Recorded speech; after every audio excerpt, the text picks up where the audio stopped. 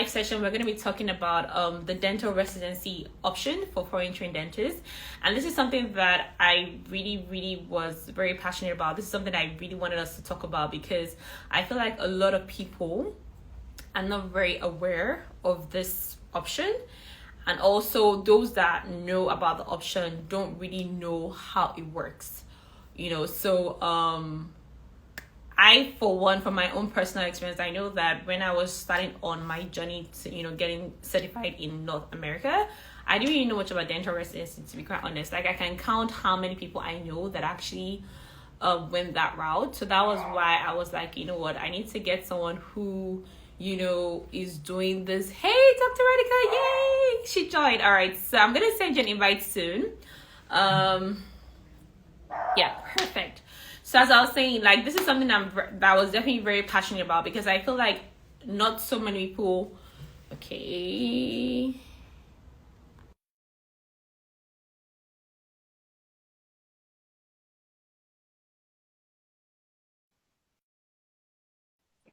Yay! Yay! It worked! Yay! Everyone, so this is Dr. Radhika. Welcome to my platform. Thank you for agreeing to do this. I was just kind of like giving them like a rundown of why I really wanted us to do this, because I feel like not so many people know about the dental residency option. Not so many people know how to even go about it. And I feel like in as much as we move forward in life, it's usually good to just try and help those that are coming along the way as well.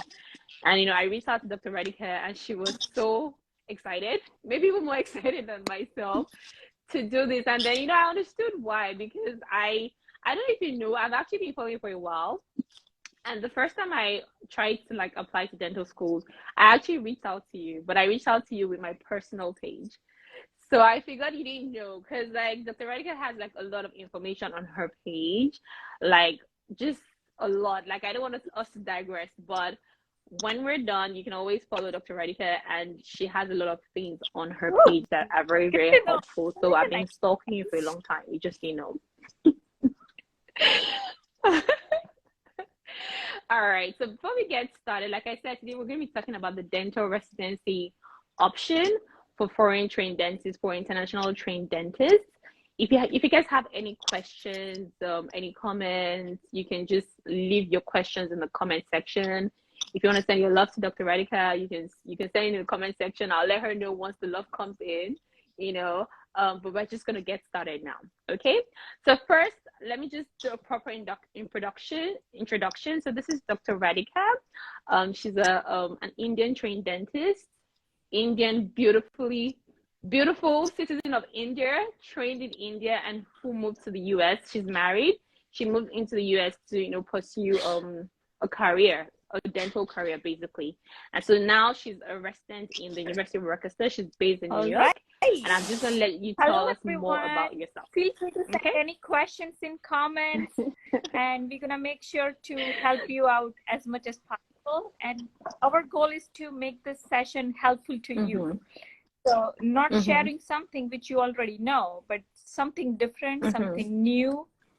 So welcome everybody. So this is Dr. Thakkar. So I graduated from dental school in 2011 in India. Then I did a 1-year postgraduate program that was just a healthcare management, nothing like endo, prostho, perio, not like a dental specialty, but I just did healthcare management. And then I had my private practice. So that is where I really feel like I didn't know that I want to go US. So I didn't do anything extra. Like, I just did finished my dental school. I went to 1 year healthcare management because I wanted to understand the business side. And then private practice, I was just in my own thing. I was doing my own things, and I didn't think about resume, profile, application, because there was no plan to move in US. So for 5 years, it is basic like vanilla, like 5 years, nothing extra, just private practice. And I just worked on clinical skills. And then an opportunity came, and I just came to New York. got married, Mm-hmm. moved. So it just happened. It was not Okay. planned. So that's why I feel like that's my weakness, Mm-hmm. because like my GPA is Okay. 3. And if anybody tell you your GPA is low and oh, you cannot make Okay. it, I mean, that's not right.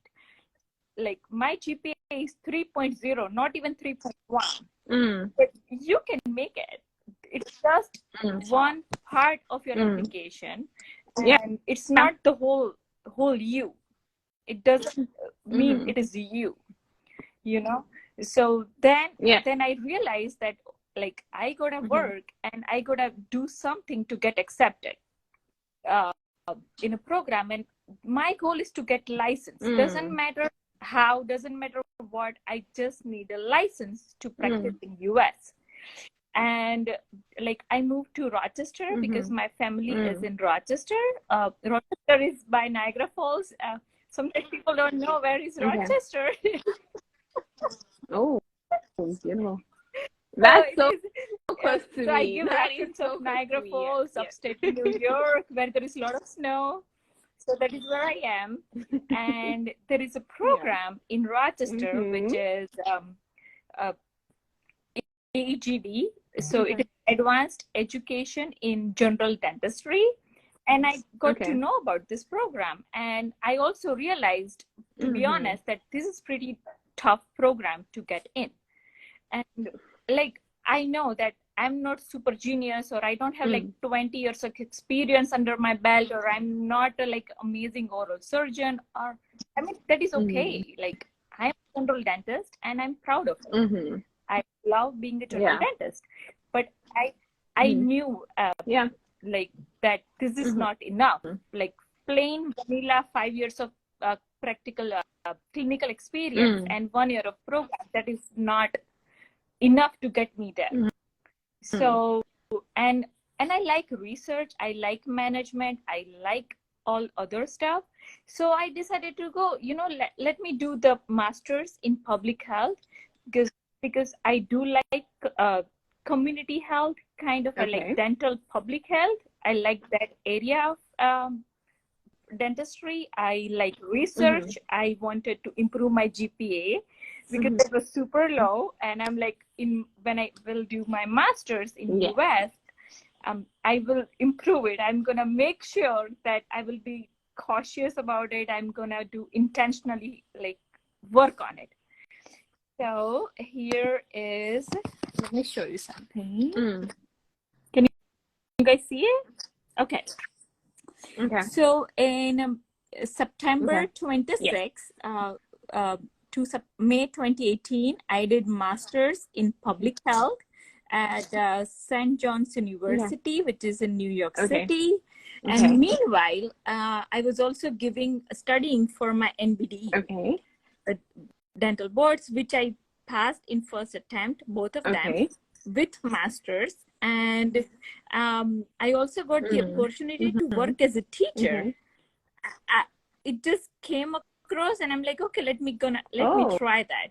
So, and this is school, like Long Island City Okay. High School in New York City, that has a collaboration with St. John's University. Okay. So I was allowed to work on a student visa as a teacher in this public school. Like it was a 20 hours Okay. like Okay. thing. I can do maximum 20 hours of work. Paid work Okay. on my student visa. Okay. So I'm like, okay, that's good. Okay. And but then I realized, I gotta be Okay. licensed, or I gotta give some exam to be qualified as a teacher. I'm like, okay, I'm done with my NBD, and now I need another exam to do it. Okay. Yeah. So I'm like, okay, I can continue my rhythm of working and rhythm of studying in library. And I gave exam of biology and living earth science, because I'm like, these are easy subjects for me to get mastered. I'm gonna stay away from physics and chemistry, or I tried, but I like, okay, that's too much. So then I got the license and I got paid with my master's. In my last semester, I was getting paid, and they also waived some of my tuition because I was doing this. So that was it. And when I was doing my master's, this is pretty important because, like, even if I was doing master's, I knew that my end goal is not being a super expert in public health. My end goal is to a dentist in US and to get the residency. But I also knew that I have to add something dentistry in masters to make sure that when I apply, I can talk about dentistry. So this is what I did in my MPH internship. Lots of oral health awareness programs, a lot of presentations in community centers. So this is like, because they wanted me to do health, like overall health, not just teeth. So I have to come up with ideas to tie oral health with general health, because nobody was interested at that time to do only teeth. I'm like, I know you are a dentist, but this is public health. So I have to tweak all my projects with the twist of general health and public health. And this is what I was doing. And on weekends, these are pictures of my weekends. So weekends, I used to volunteer at University of Rochester. So where I am doing my residency right now, because I wanted to make sure that I set my foot in University of Rochester, which is my end goal and which is my residency, my dream program. So on weekdays, I would do my master's, NBDE, teaching, paid teaching, biology, all TOEFL, everything, and courses for masters to work my GPA. And on weekend, I used to volunteer at University of Rochester. Yeah, so this is where you can see. This is my. Oh wow. Yes, so this is my dream. So that was your life dream, every day. believe, achieve. So here I was volunteering at UFR, and they gave me the ID of friend of university. I'm like, okay, I can be friend, no problem. So, and then after I finished my master's, I applied for a preceptorship. Okay, I'm like, okay, I need to upgrade from friend to do something else. So I upgraded myself from January 19 to June 19, as it was a preceptorship in general dentistry. So this is my another ID, upgraded one. And then I just kept working, like from like did a lot of work in preceptorship, a lot of presentations, lot of academia, conferences, courses, because as we cannot do patients, it's not clinical, we are not licensed, but we can do all other things. It is, I would highly recommend, if somebody looking for improve their resume, do volunteering, do masters or preceptorship, but you gotta do something. You gotta realize that you have to change something in you to be a better fit for the program. And after I finished my preceptorship, I was working as a dental assistant in a private office. Meanwhile, I was praying to get interview and get accepted. That was my praying and just have faith kind of zone. And in 2020, this is where I finished. And in October 2019, I had an interview. January 2020, I got accepted for AJD program with a research fellowship.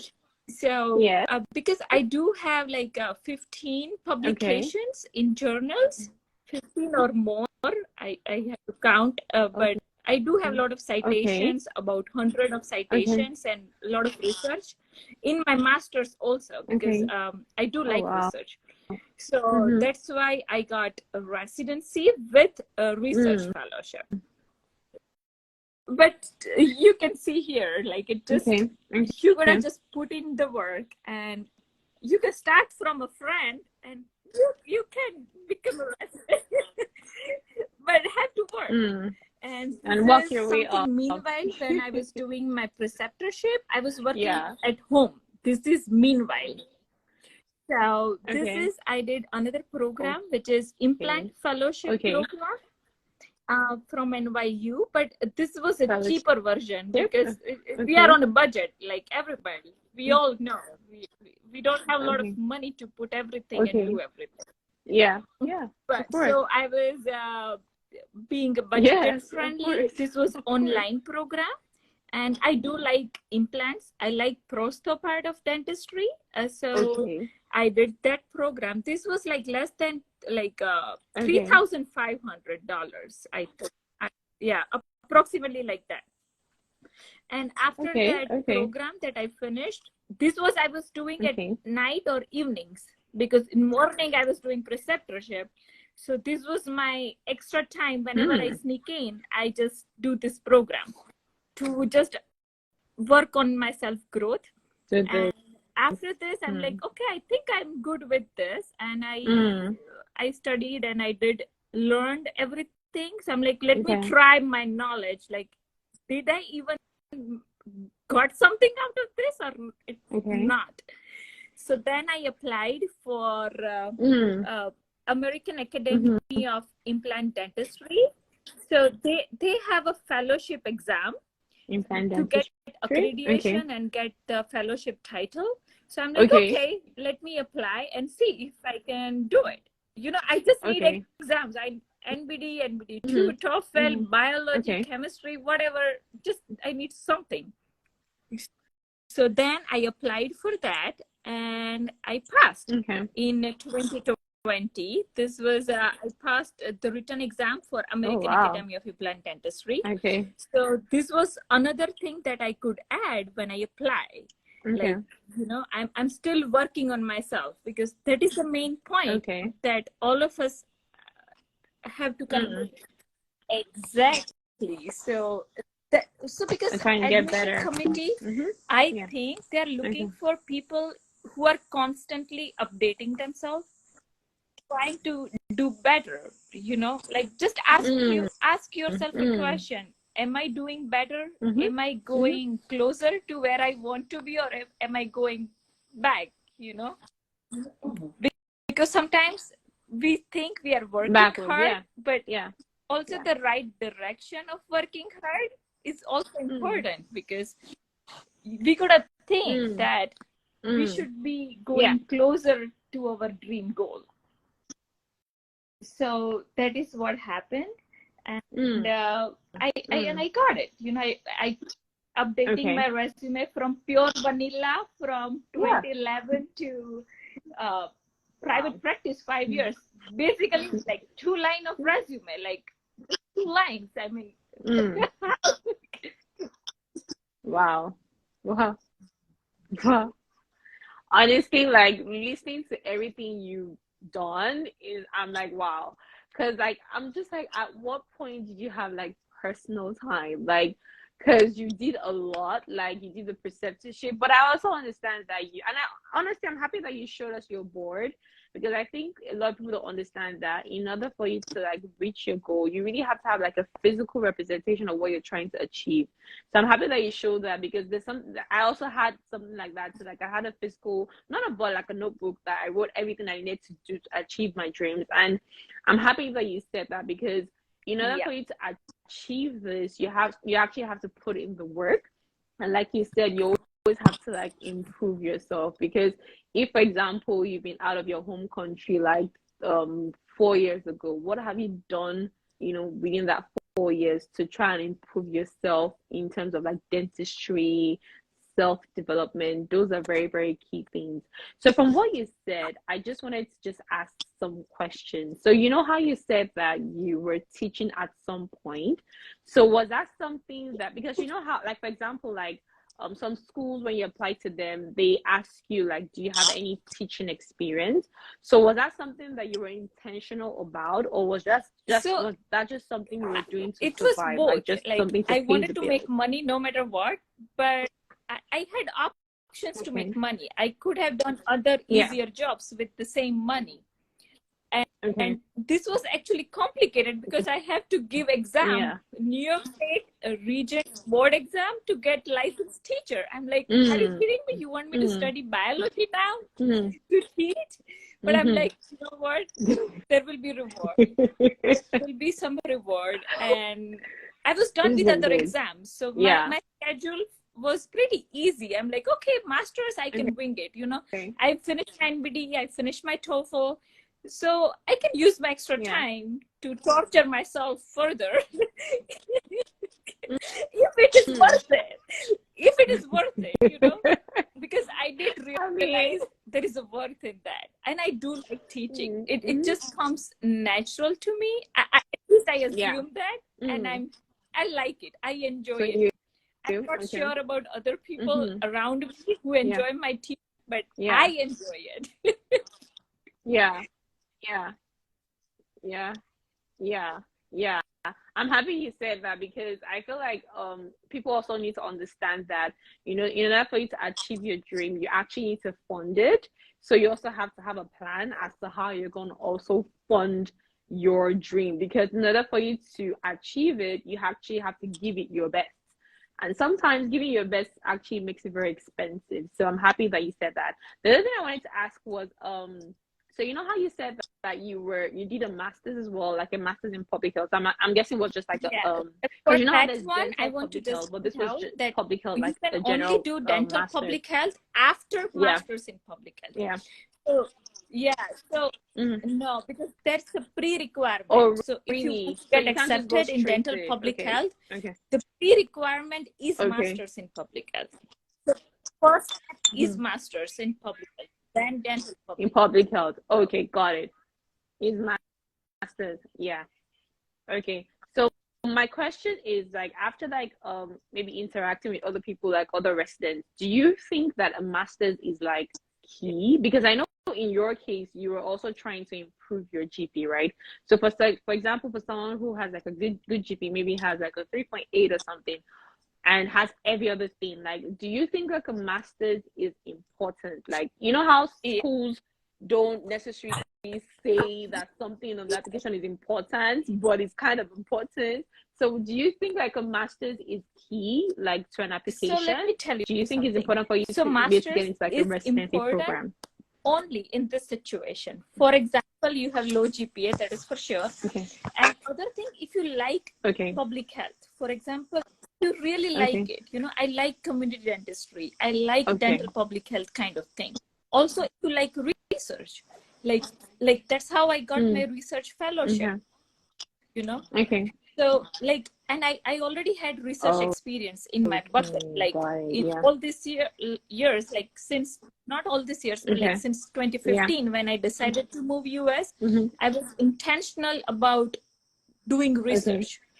So I had more than 10 publications, research I published under my name prior to that.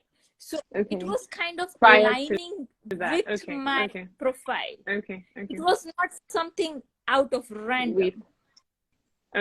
So, and other thing is, you don't have to do masters. There are so many other kind of masters program. Let me give you the example. So example is NYU College of Dentistry. They have a oral biology, masters in oral biology. So that is more towards dentistry and clinical research side of dentistry. Of oral biology materials and dental biomaterials kind of it. So that is one of the example. Another example is AT Steel University of Health Science. They have a Masters of Public Health, especially for dentists. And that is online. Can you believe it? I didn't know this. Exactly. That is online. That makes it so I easy didn't even for knew anyone this anywhere program. to do that. I I came to know about that program like after a year, almost when I was finishing my master's. So if I knew that, I would have done that one. Okay. But there are pros and cons, you know, like I am not the online person. I like in person. I like to meet. I cannot stay in laptop. I have to go out, meet people, learn, like do some projects together, do some research together, do some presentations. So I like that vibe more. But if somebody interested, you can write it down. Steele University of Health Science, ATSU. They have Masters of Public Health with dental emphasis. Okay. So there is another one which is for dentists. They can do it. Is the University of Maryland, Masters of Science in Biomaterial Science. So that is also dentists do it. There is another one, Masters of Science in Dentistry, which is at University of Minnesota. In dentistry. So if you want to do it, like you can do it more dentistry focused. Like these are the options which I didn't know. Honestly, I didn't know about those options. So Masters of Science in Dentistry in Minnesota. And University of Washington also has Masters of Science in Dentistry. In dentistry. Okay. Perfect. Thank you so much. Thank you so much. Because again, that's another thing that people don't know about the difference. People always have the question of what type of masters. A lot of people actually ask me that, what type of masters do I need to do?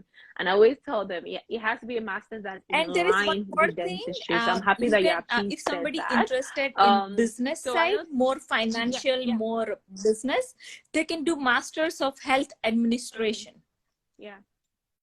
So MHA, because like dentistry is also a business. Let's be honest. It's all money. Like everybody works for money. For example, if you want to work in corporate dentistry, like Aspen, Western Dental, or any DSO, dentistry? Like in dentistry, like they would appreciate if you have MHA, if you have a Masters of Health Administration. But if you want, and so if you like even as a dentist, it is helpful. Role, like we can understand more business side of it. Sometimes we tend to focus too much in exactly like, but we have to be cautious. The clinical what are we doing? Like, is it even worth it? Sometimes we spend like 2 hours in consultation. I'm like, no, chair time is not enough for that. That's way too much. Time is money, you know, like for example, let assistant do the photography and all dental records and diagnostic. We gotta focus on main treatment plan and let the finances do the secretary or somebody else. More we drill, more we make money. That makes a lot of sense. Make money, and then your clinic is happy, whoever you're working with is happy, whoever you're working for is happy. That makes a lot of sense. And honestly, that also I feel like that would also create an avenue for another career option, because not everybody wants to go into the clinical aspect of dentistry. You can also go into the business side, be like in a managerial position or like an admin position. You can definitely do that. So thank you for mentioning that. The other question I wanted to ask was, so you mentioned like a preceptorship. So for people who don't know, how is that different? Put it this way. What is a preceptorship? What is a fellowship? How is that different gonna go from, like, on that topic right now, or like a master's program? On my mind. Let me show you. Perfect. Okay. Because we don't have subtitles or anything. I want to make it more interesting for our viewers. So this is the program which I did. Perfect. University of Rochester, Eastman Dental. This is a preceptorship. So this is the program. And there are so many other programs. Preceptorship at Boston University, UCLA, University of Florida, Rutgers University. There are plenty of programs. You can see here clinical preceptorships. But the thing is, you have to see what works for you and what is your goal. And the other thing is you have to ask questions. Yeah. Exactly. Because like honestly, like so how is the preceptorship different from a residency program? How is that different? What are the limitations with the preceptorship? Because I feel like a lot of people hear preceptorship, they hear fellowship, but they don't even know what it means. So they don't even know what to look for if it's something they need to do. So how let is me the start with what I used from, like, to the think residency that you're doing now? I didn't know. I'm like, what is this preceptorship? This is like paid volunteering and paying to shadow. I'm like, it doesn't make sense. Like I'm paying money to let me shadow, you know, let me assess, let me observe. Like, but as I say, you have to ask questions to people who already did it and who are experienced in it. And don't assume anything. So I'm very thankful to one of very good friend of mine. Her name is Farah. And she was the one who did preceptorship before me with the same program, same residency. And she told me, like, I highly recommend you to do it. And you're going to thank me later. Just do it. I'm like, okay, I trust you. And you did it. And I want to work hard. I don't want to keep waiting something going to happen. I want to change from me, you know. So I just followed her recommendation, and after that, she kind of helped me. Like, I can do a lot of things in preceptorship. I can take courses in the program, perio, implants, like any courses which are offered for residents. I can take the exact same classes, exact same courses, and which I can also get the credit. Credit hours. I can build my reputation. I can ask questions. I can do good job in presentation. I can do good job in assignments. So that way, the program directors, everybody can see, like, you are working hard. Then I can do a lot of presentations. Like, so in our university specifically, we do have a thing which is called literature review presentations. So in which, like, we just pick some articles, latest publications about topic. Like, for example, if I'm talking about mini implants, then we would pick up some articles, latest publication about how mini implant versus regular implant, how it works, what research says, what studies says, systematic review, randomized control trial, like kind of that. And we simplify it and we present it. So that is kind of a big thing in our program. So that was a good opportunity as a preceptor for me to do it. And you can make friends in your program, like other residents. Like, ask them, what can I do? How can I help? How can I do good? How can I be helpful? Like, for example, if they are doing big cases, like all-on-4 implants or big full mouth rehab cases, preceptor get to go there, take pictures, assist, shadow, observe, ask questions, and learn from it. So basically, you're saying, sorry, I just want to ask one question. So you're saying that the preceptorship is basically a shadowing experience. So you're not necessarily doing anything. You're just shadowing weird. What the other residents are doing. Is basically what a preceptorship is. It's weird. And then you pay. You're paying to do this, right? But okay, perfect.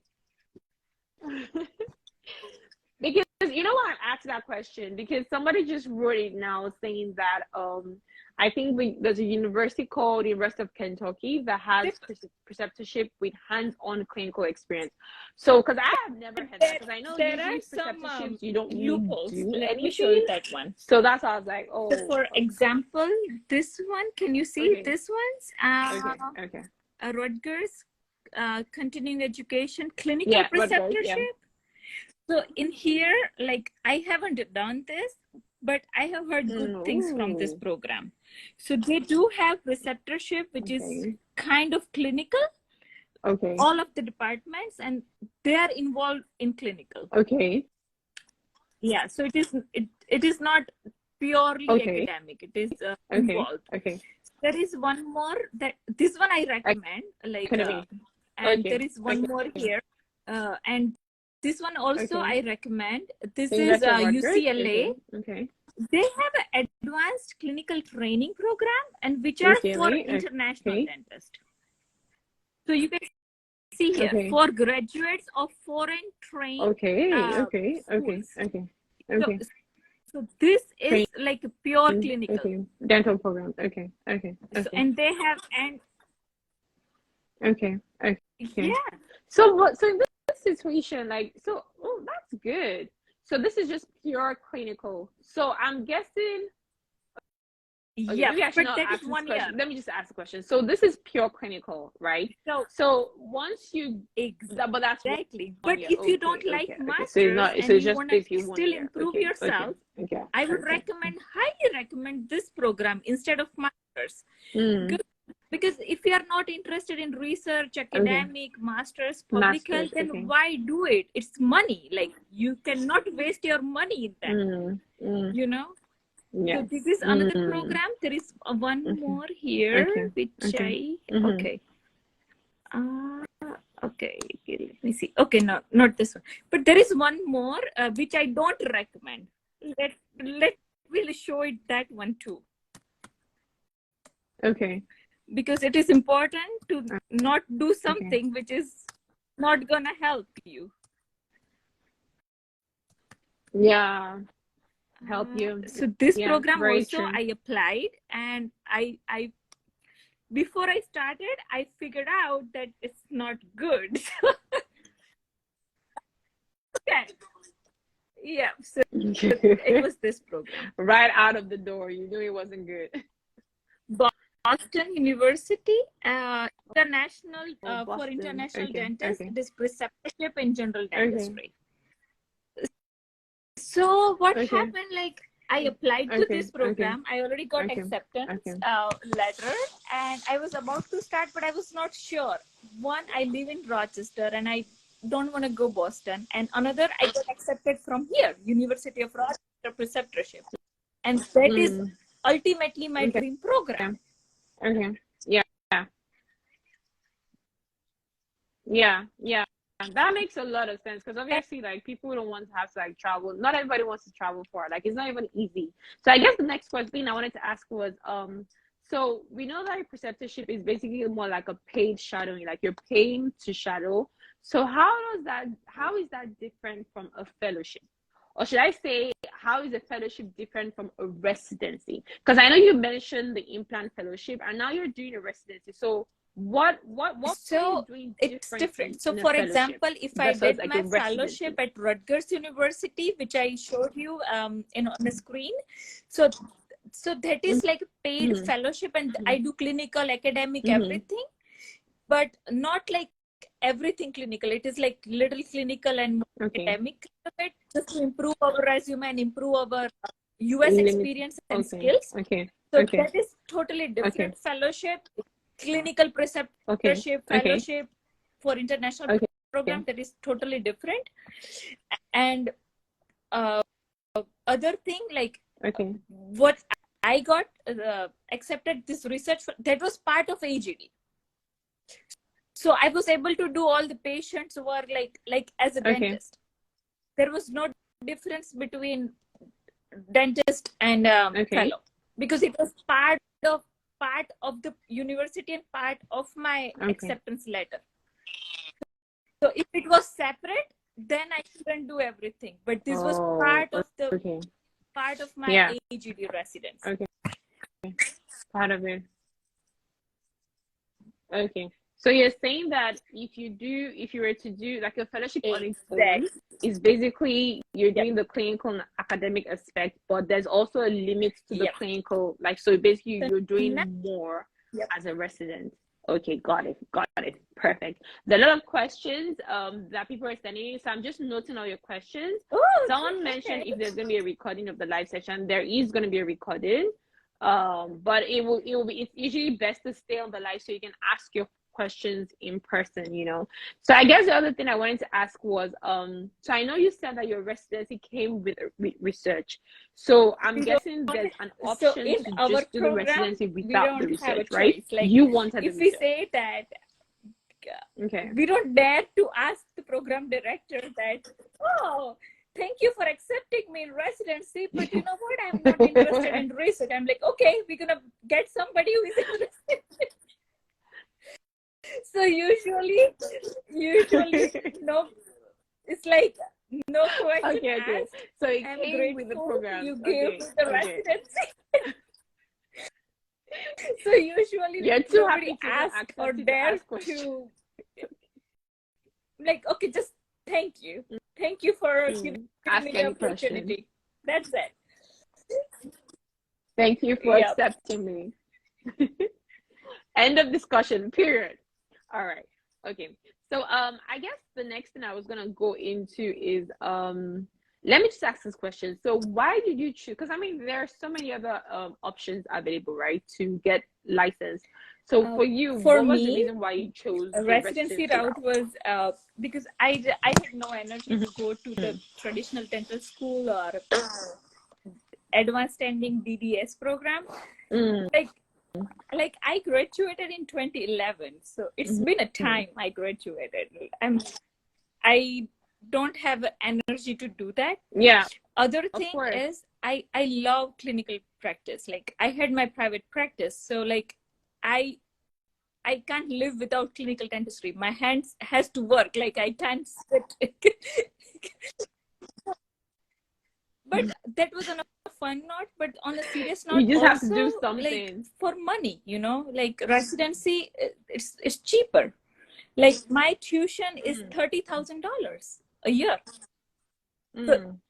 So I can finish the whole thing in $60,000. So that is way cheaper than 300K loan. Right. So for me, like even if I had to study, but if I have less loan or less money, go for less money. I'm not a citizen of US or a green card holder, so it is complicated for me to get a loan because I have to get a co-signer, not eligible for federal loan, so it is very stressful. So, and this option, like 30,000 a year, 15,000 or something per semester, that was not bad. Like that was manageable money. That my family and we can work together, you know. So that was like the biggest reason. Another thing, I live in Rochester, and this program is 10 minutes from my home. So I don't want to do long distance. I want to stay with family. I want to be within 10 minutes. I don't, even after I graduate, I want to be around. I don't want to make like drastic changes or do long distance. I mean, it works, like nothing wrong with it, but that was not my priority. So I had three benefits: one, location, money, and more clinical experience. So for me, it was all win-win-win.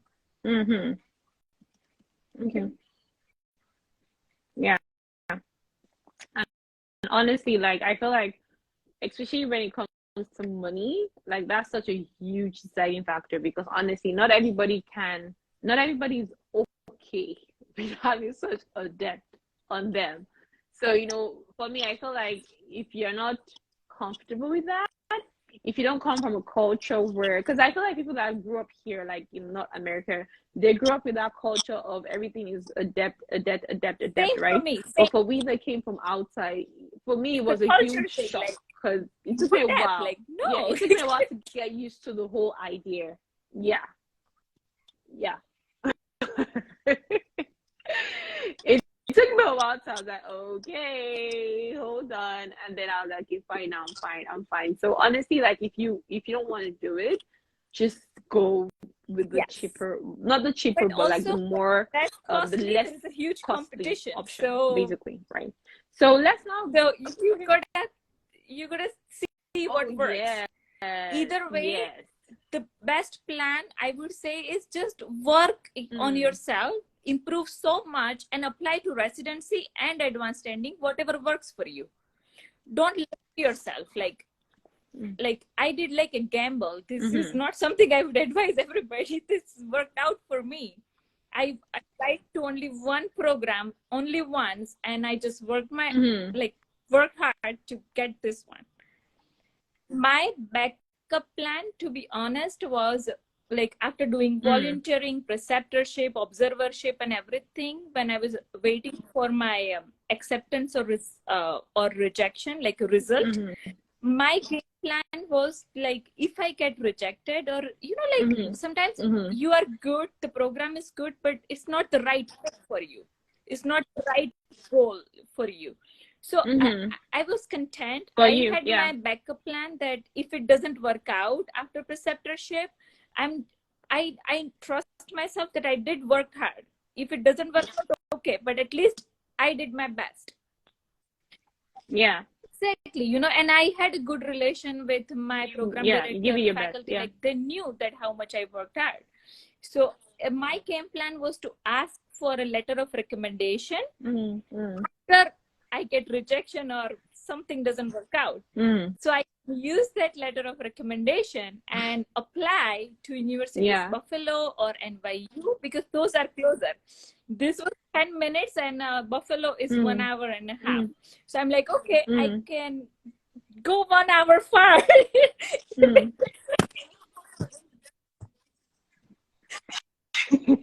So no, for real, it's better than going to another I want to be around so that here. Was a good plan. So if this doesn't work out, but I didn't want it to sound like I'm window shopping, like kind of applying everywhere and going everywhere.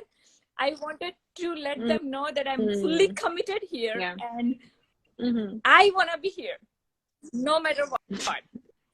So that was the reason I didn't do focused on anything else. I was like 1000% focused on this program. Okay. On this program, and I think a lot of schools like that as well. Even though it's a gamble, but I feel like a lot of schools like when you make them feel like their school is your number one or your priority, even though it's not really. Well, exactly what I know. Like it's only their school, all or nothing. I also feel it's kind of like selfish. It's selfish to the applicant because it's like, okay, what if you don't get in? Like, but you're right. Like I feel like a lot of schools when you make them feel like, okay, their program is the only program that you're looking into, because a lot of times they ask you, right? Like, oh, have you applied to any other schools? A lot of times they ask you, and it just seems like such an innocent question. But I feel like it has a huge implication. I did volunteering here on weekends. But thanks for saying that. I did preceptorship and I attended all the conferences. It's at this university since I moved to Rochester. From 2016 to 2020 or 19 when I got accepted, every single conference, every single annual conference, every single hands-on courses, I paid money to attend every single one of them. To attend. Wow. I think one thing that I can really pick from what you're saying is that you made your presence known in that school. And a lot of times I think people don't know that, like if you're in the same location as a school you're trying to apply to, you can always use that to your advantage, like make and your do it known. genuine. Like I remember when we talked, you said everybody it's okay, you gotta pay $200 to attend a conference, pay it.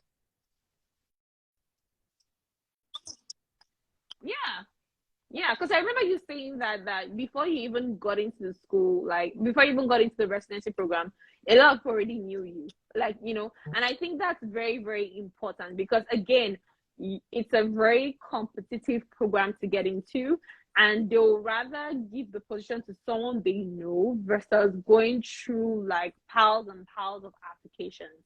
So I think that's very, very important. It's a very important thing for people to note.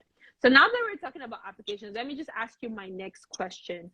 So in terms of like the application now we've talked about everything you did in general. So let's like break it down into bits. So for the application process, like what was the process like? What did you need to do? What exams I know you already mentioned some of the exams, but if you don't mind going over them again, like what were the exams you needed to write? What were the documents you needed to submit? What were the requirements for the program, like applying for the residency program? So here you can see the screen. So this is the application portal for Advanced Education in General Dentistry, AGD program. So this is similar to CAPID, but this is PASS portal. That's it. It's just very similar. And there are like 700 postdoctoral programs. And here you can see, when you click here, you can see all the details on this page. How to apply, how to choose, and if you always have to make sure, do they accept foreign trained dentists, can we get a license, and do we need to be a citizen? Because these are the key factors that all of us have to check before we apply. So this is very important, and I want to share first like the license thing. I have it okay, here. So this is super important if you are considering a residency. So these are the license requirements. So let me start with the first. No additional education. You can practice in Minnesota. I'm going to go in detail for Minnesota. So you can get limited license in Massachusetts. And so this is very important. Like not many people know. So if you do 1 year of AGD or GPR program, just 1 year residency, you can practice as a licensed dentist in Virginia. So in Virginia, you don't need DDS, you don't need advanced standing, you don't need anything. Just 1 year of AGD, and you can practice as a licensed, like no restriction, no problems. So, and this is the one which I did. 2 years of AGD or GPR, 2 years, and I can practice in 8 states. So these are the states. You can Florida. All of this ones. Florida.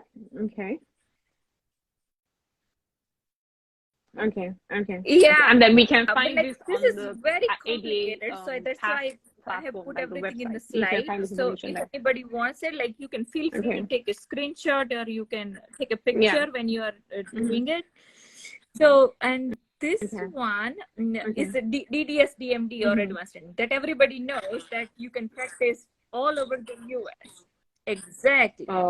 And here, last one is in New York and California. So in New York and for New York and California, 2 years of advanced standing plus 1 year of GPR, or 2 years of AGD plus 1 year of GPR. So this is where I am. This is what I am doing right now. So 2 years of AGD, which I'm gonna be graduating in June 2023 in the next 6 months. So this is what, and after this, I'm gonna do 1 year of GPR because for the New York State.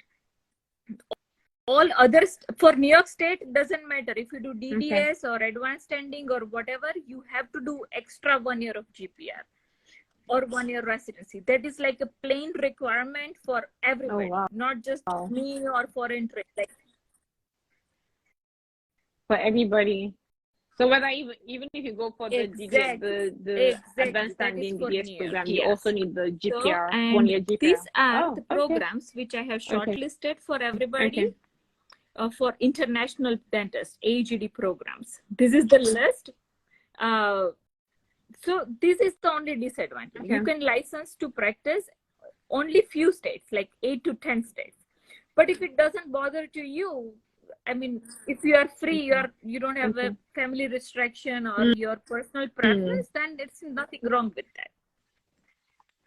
So this is the list. If somebody wants to take a screenshot or take a picture, feel free.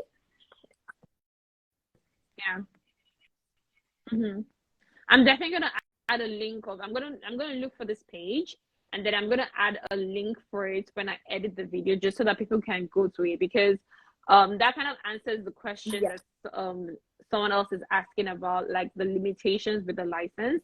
I know that you can't practice in every state, so I think people also need to be aware about that. Like if you're going to do Yeah. the residency route, these are your limitations. But honestly, I think it's better than nothing. So I'm happy that you mentioned that. Yeah. So do you also want to go into like what the application requirements are, like for your application? Like what were the things you needed Okay. to do Yeah, and let's do stuff that. like that? And just before that, this is the program where I am, Eastman Dental. Yeah. And just look at this You number. are. Nice. 190,000 yearly patient visits. Great. That Wow. is like That's a lot. That's super, busy. That's super good. busy That's good program. experience for you. Like 210. Yeah. Yeah. You know what, actually, before you go into this, maybe we need to, because I know that Instagram has like a limit on how long you can go, and I think it's almost like an hour. So is it okay if we end this and then we just start another live session, and then we can now go into what were the application requirements? Is that okay? So just basically the same way you did it. Everybody join. Once I start the live session, everybody just join back again. Don't disappear, and then we'll just continue. Okay?